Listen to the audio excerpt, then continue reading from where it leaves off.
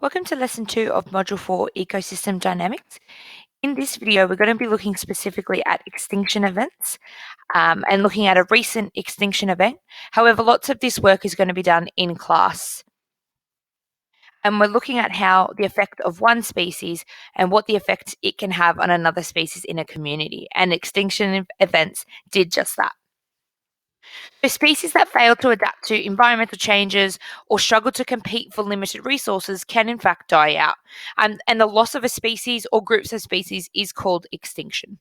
When we talk about background extinction, it's the average rate of natural loss of species. And it's just an average part, it's just a natural part of the way species interact with each other. Extinction can occur as a result of changes in the physical environment or changes in the interactions that occur between species, such as the arrival of a new predator or competitor. Mass extinctions, however, are large-scale extinctions following disruptive changes to the global climate or loss of sea or land due to shifting of the continents. And we can see here that there has, in fact, been large periods of mass extinction, and we can see a few mass extinction events occurring here. So over time, and even up until really recently, we can see that the rate of extinction, there were in fact 1, 2, 3, 4, 5 major extinction events.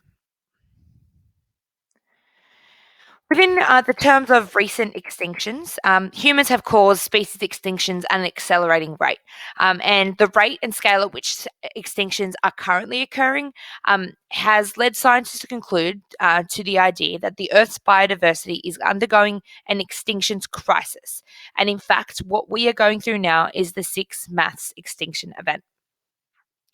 Due to the complexity of ecosystems, and any extinction event will have a knock-on effect to biotic and abiotic factors in the species environment. And this does in fact create a snowball effect. And we can see more specifically, and we will do so in class, how if we remove something from one food chain, food web, how then the change in the allocation of resources within an ecosystem will occur. So here we can see a bit more of an image of the extinction, of the 5 extinction events that have occurred prior to the one we're going through now. We saw in millions of years ago, the furthest one away, we did in fact lose 50% of the animal families, including many trilobites. In the Devonian period, we saw 30% of animal families, including many fish and trilobites, become extinct.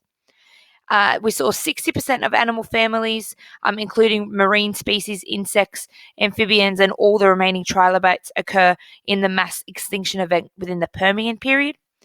At the end of the Triassic period, we saw 35% of animal families, including many reptiles, undergo extinction.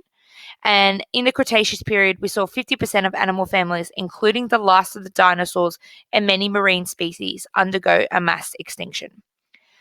Please be prepared to look at one of these in a bit more detail and see how, in fact, these mass extinction events did occur.